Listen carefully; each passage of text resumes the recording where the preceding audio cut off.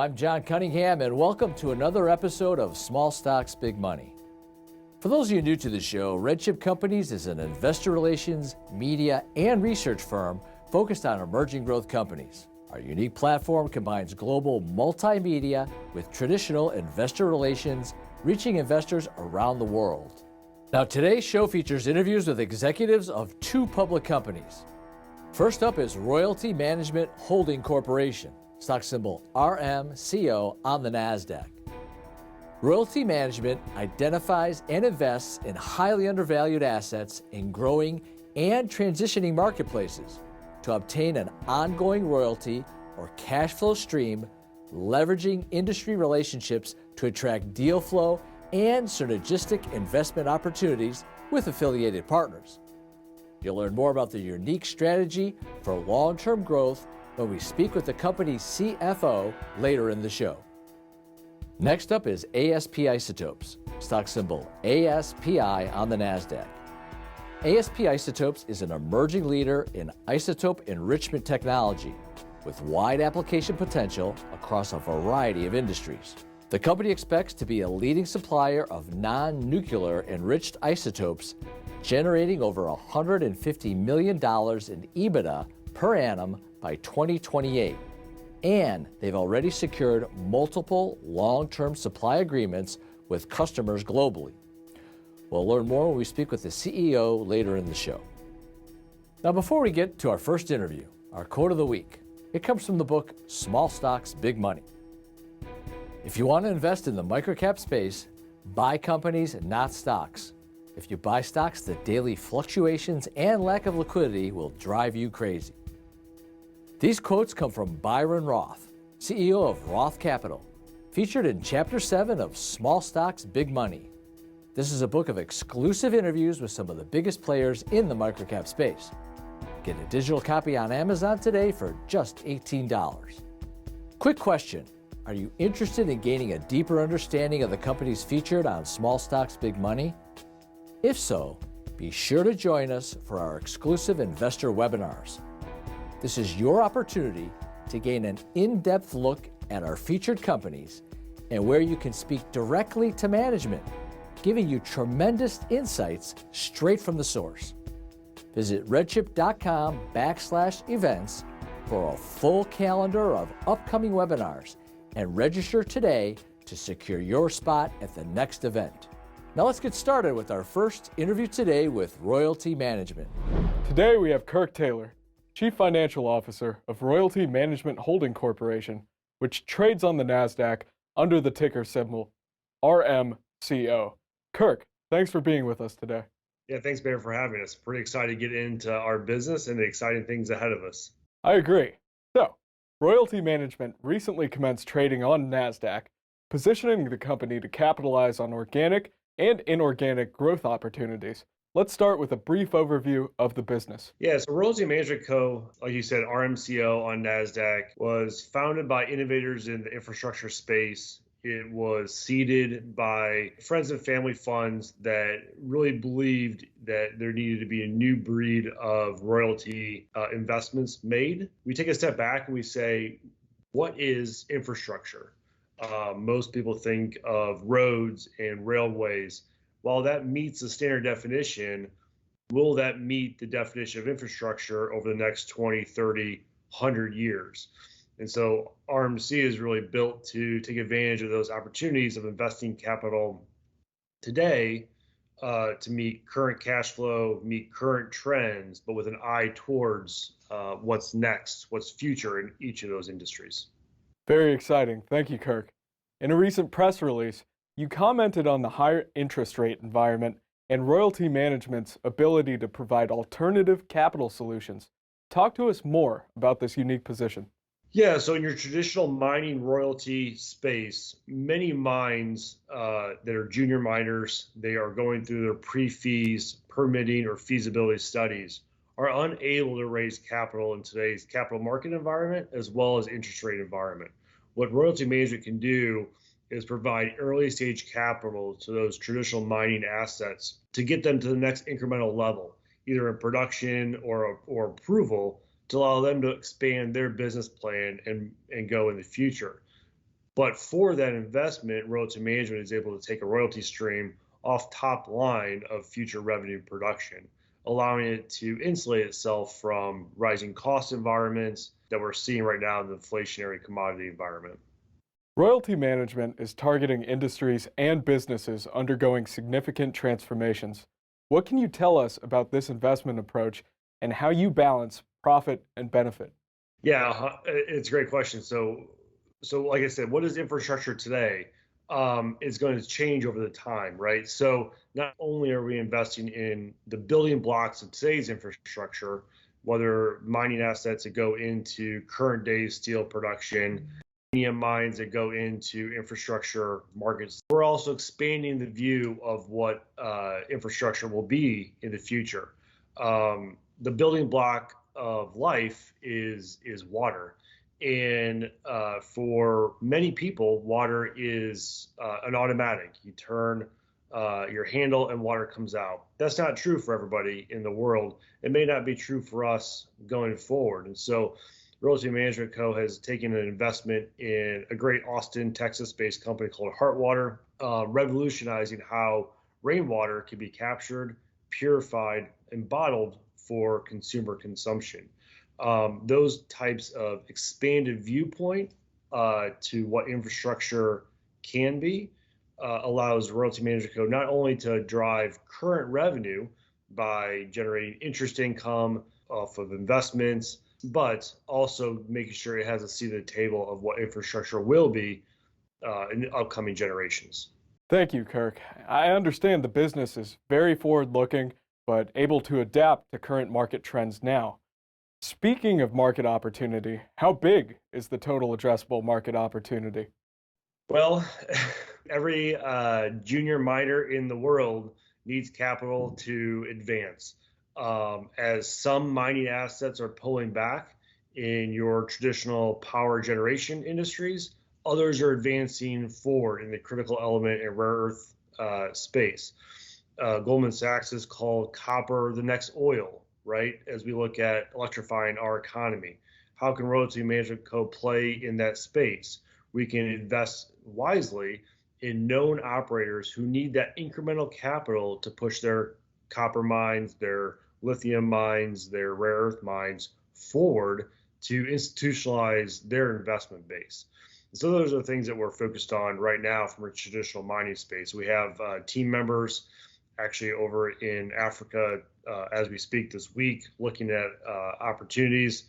We have investments already placed in South Africa in operating mines. When we made the investment, we took them from pre-operations through permitting to operations. So already success-driven case studies already for such a young company. And that expands the network of opportunities. The funnel is so important for royalty companies. We need to have viable projects always coming to us, ready and willing to take our capital, and having those early stage successes helps that funnel increase and increases the quality of opportunities that we continue to see. Thanks, Kirk. Let's go ahead and talk about that business model. How does royalty management make money? Yeah, so we really have three different revenue generation lines. The first is your traditional royalty, which I mentioned. We invest in a pre-operating mine or mining set of mining permits. We help expand that and advance that forward to commercialization. And for that, we take some sort of percentage off top line sales. Very traditional model. Investor themes generally like those types of models. Again, in inflationary environments, you're generally insulated because as prices go up, so do the price of the commodities, and so our royalty streams go up with it. The second aspect is investing using a convertible note structure, which includes interest payments. So not only are we generating current income to your prior question through a collection of interest, but we also have conversion rights in case of liquidation events for our targeted investments. So in the case of Heartwater, our convertible note structure allows us to generate current income, and if they were to be acquired for some large multiple, we would also be able to achieve capital appreciation. most royalty streams right now in the marketplace do not have that tremendous upside as we structure our deals. And the last would be fee and royalty income from environmental services. We have active traditional infrastructure operations that are generating current royalty streams today, and also rental income from owned real estate and land holdings that are also currently generating income. That's great. Thank you very much for that explanation, Kirk. My next question has to do with management. We all know that management is the key to success for these smaller cap companies. So who are some of the key players on your team? So I continued on from our SPAC. So Royalty Management Co. went public via a combination of a special purpose acquisition company. So I transitioned from CFO of the SPAC into Royalty Management Co. to make sure that we navigated the challenges of a newly public company seamlessly. We met all the deadlines. We transitioned to a fully reporting operating company. And I want to make sure that Royalty's staff had the proper runway, right, to navigate those challenges. Royalty's CEO, Tom Save, has spent 20 plus years in the commodity industry, both as an operator, as an investor. Before focusing on U.S. assets, he spent a significant amount of time in the Caribbean and in China, looking at infrastructure assets, making investments, then divesting them when the time was right. And so by those networks of 20 plus years, we have a pretty good funnel, like I mentioned, of deal flow. And then we have a great team of on-site personnel, both from admin, back office, as well as actual boots on the ground, checking out opportunities, making sure that portfolio packages are put together the right way, that there are no hidden worries to be undiscovered until after deal closing. So by leveraging the history and the experience of the team, we're able to make these deals seamless to both parties, and then position the company for strong growth in the future. Sounds great, Kirk. It seems like you fellows are already doing a fantastic job. In summary, what is the essential value proposition? Why should investors take an interest in royalty management today? So two things. One is that from a combination with a SPAC perspective, the combination was a clean combination in which there were no structural overhangs from the SPAC, right? So most D-SPACs carry with them a significant amount of baggage. Royalty Management Co. did not have that baggage to carry along. From a structural standpoint, it's a clean entity. From a business standpoint, it is so poised for growth. They've made significant investments before the combination. Those are already materializing, already generating revenue. And now it's really either expanding those current portfolios or starting to exercise on top 5, 6, 7 opportunities that have been vetted, have been approved, and just need to move forward. Now, to get more information on royalty management, visit rmcoinfo.com. You can also call 1-800-RedChip to speak to a specialist if you have any questions. We also have a free weekly newsletter that you can subscribe to at redchip.com, featuring emerging growth companies like Royalty Management. Now let's move on to our next interview today with ASP Isotopes. Today we have Paul Mann, CEO of ASP Isotopes, trading on the NASDAQ under the ticker ASPI. Paul, welcome back. Thank you for having me. It's great to be back. ASP Isotopes is commercializing proven and proprietary technology for manufacturing a diverse range of isotopes to meet growing demand in nuclear medicine and green energy. For viewers new to the story, Paul, why is isotope demand increasing, and how is ASP Isotopes uniquely positioned to supply isotopes to meet this demand? So right now we have strong demand for isotopes as well as supply side pressure, which puts us in a pretty unique position in history. In terms of the supply side, 85% of stable isotopes for healthcare come from Russia, remaining 15% from Europe. So there is no domestic US producer of these types of stable isotopes. Looking at critical parts of the infrastructure in the United States, isotopes as lithium-7 are required to keep nuclear power stations operational. 100% of lithium-7 comes from Russia. The USA imports about 90% of its enriched uranium for nuclear power. So there's a real supply side shortage of isotopes and a supply side pressure. At the same time, we see good demand growth as well. Healthcare applications for isotopes have traditionally grown at GDP plus a few points, and I wouldn't expect that to change anytime soon. And there are many new uses for isotopes emerging, such as silicon-28 for quantum computing and artificial intelligence, new types of green energy, new uses for healthcare and oncology treatments. So, lots of interesting new growth areas. At the same time, we're seeing supply-side pressure. What's interesting about ASPI is that we have a unique technology that allows us to enrich isotopes in a very cheap, efficient fashion. Our cost of building a plant is much lower than traditional centrifuges. We can do it more quickly, and we have a lot of interest from both companies and governments who need isotopes they can't get supply of right now. So it's a great. We're very excited by the future and the opportunity to have in front of us. Paul, how big do you estimate the market opportunity is for isotopes? Yeah, that's a bit like asking, how big is a plate of food? It depends on whose plate of food it is. But, for something like HALEU, so high-assay low-enriched uranium, we've had interest in over $30 billion of product from just 2 customers. And we're talking to more. So perhaps actually the ultimate demand over a number of years is even bigger than that. But something like carbon-14, the contract we signed with a Canadian customer there is for a minimum take or pay of just $2.5 million a year, and perhaps the market is twice that size. So it really depends. The size of each market depends upon which exactly isotope we're looking at. And what's exciting about the opportunity here, the opportunities that we have in front of us here, is that there really is so little competition, and we have a long list of companies that are requesting isotopes from us. So we've got many years of growth ahead of us. It's really very exciting. ASP Isotopes currently has 2 plants in South Africa that are expected to enter commercial production in the coming months.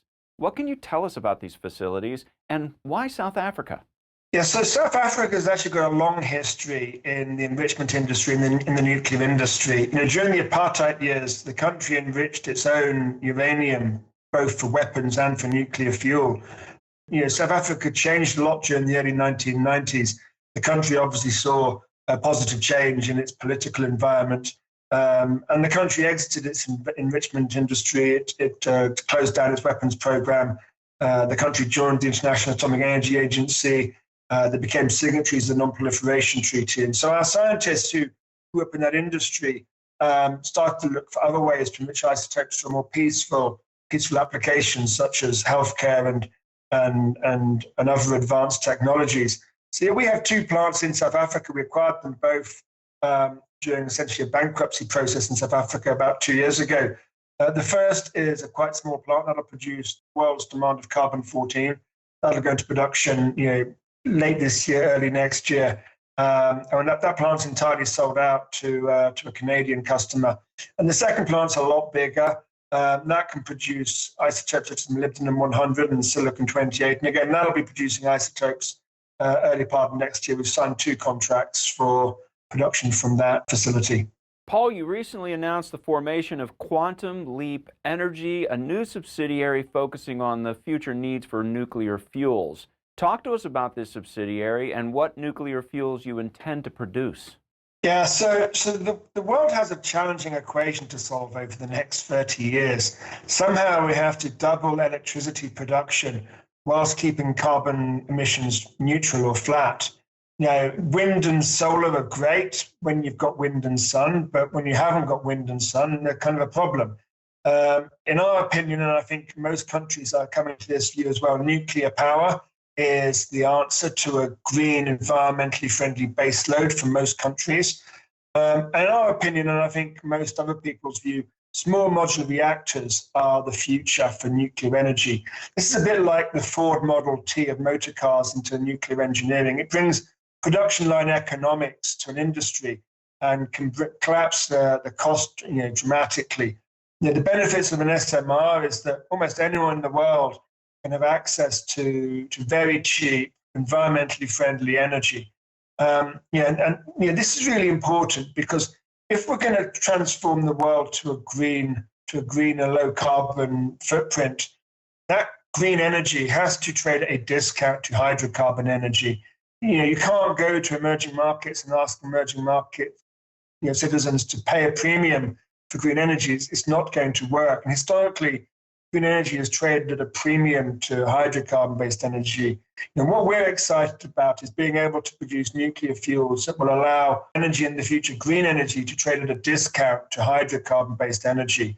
So we've been talking to a lot of SMR companies about their needs for nuclear fuels over the last 18 months. We're talking to 4 or 5 pretty big ones in the United States. We've signed a memorandum of understanding with a very large SMR company to build a plant that can produce HALEU, high-assay low-enriched uranium. And that's what these companies need to produce the nuclear power. And right now, there is no Western producer of commercial quantities of HALEU. And so that's our goal over the next several years, is to become the leading supplier of HALEU. The other fuel we're looking at is lithium-6 and lithium-7. Lithium-6 is going to be required for nuclear fusion. And again, there's no Western producer of lithium-6 right now. Paul, there are many people out there that think wind and solar are the future for green energy and not nuclear. What are your thoughts on that? Well, I think the future requires a combination of approaches. Wind and solar is great when you have wind and you have sun, but in some parts of the world or some countries, you simply can't rely on those two forms of green energy, particularly those in the northern and southern latitudes where you have long nights in the winter and long days in the summer. Some countries simply don't have enough wind to power the country. Some countries are looking at tidal power as well. So some countries have got strong tides, but others don't. So listen, I think the future requires all of those approaches. But certainly a lot of countries are focusing on nuclear. And we agree that for countries that can't benefit from solar and wind, nuclear is the way forward. Paul, we get a lot of questions here at RedChip about the cash position of ASP Isotopes. Talk to us about that for a moment. Yeah, thanks. Yeah, so we actually just raised recently, in fact this week, a little over $9 million. We actually had a reverse inquiry from a group of nuclear/uranium clean energy investors who wanted to invest in the company and couldn't find the liquidity in the marketplace. So I think our 10Q said we finished June with about $3 million of cash in the balance sheet. We've just raised another 9. In September, we actually received our first prepayment from a customer to secure deliveries in 2024. So we feel our balance sheet is really pretty strong right now. Plenty of runway. We don't spend much money as a company. And as we look forward to 2024, we've signed 3 contracts that should start bringing in substantial amounts of free cash flow. The first is for Carbon-14. That's a minimum take or pay of $2.5 million a year, which is supported by a bank letter of guarantee. We signed a $9 million agreement with a US customer for a highly enriched metal. Then we have a customer in China that would like up to $27 million of molybdenum-100. And we're still talking to a couple of customers who may well end up supplying in 2024. So we feel in a really strong position right now with a balance sheet, plenty of cash on it, 2 plants that are pretty much ready to go, and a long list of customers wanting product next year. Now, Paul, you've been touching on this before, but I want to know more. How is your quantum enrichment technology different from other enrichment methods? So our quantum enrichment technology uses a laser to excite certain isotopes and extract them out of the mixture, as it were. The benefits of our approach is that we have substantially lower capex relative to a traditional centrifuge. We're talking tens of millions of dollars rather than billions of dollars. And it's a very effective way of enriching small quantities of highly specialized products. So centrifuges are great at producing thousands of metric tons a year of very commoditized products. But our laser approach is better at producing maybe tens of tons of very specialist products a year. And that's one of the reasons why SMR companies or nuclear companies are interested in investing in the technology, because the return on capital is substantially higher than that in a traditional centrifuge, which is typically billions of dollars for a few $1 million of free cash flow. Paul, we've been talking a lot here about your great company. Let's wrap it all up now into an essential value proposition for our viewers out there. Why should they pay attention to ASP Isotopes right now? We're at a significant inflection point in the company as we gear up to first production and free cash flow next year. We've got a long list of opportunities ahead of us, not a lot of competition competing for those opportunities. And so it's really exciting to be involved in that industry. As I look forward to 12, 18, 24 months' time, I'd like to think we have good free cash flow coming from our 2 plants in South Africa. We're building plants in a new geography with low-cost green energy, such as Iceland, and we're making good progress towards producing nuclear fuels for the future. So an exciting next 12, 24 months ahead of us. I hope people can join us on that journey. Now, to get more information on ASP Isotopes, visit aspiinfo.com. You can also call 1-800-RedChip to speak to a specialist if you have any questions. We also have a free weekly newsletter you can subscribe to at redchip.com, featuring emerging growth companies like ASP Isotopes. Small cap stocks are among the most volatile asset class. Some of the companies featured on this show are RedChip client companies, and we may own stock in these companies. So please always read our disclosures at redchip.com. Thanks for being with us today. We'll see you next week with some new exciting emerging growth company.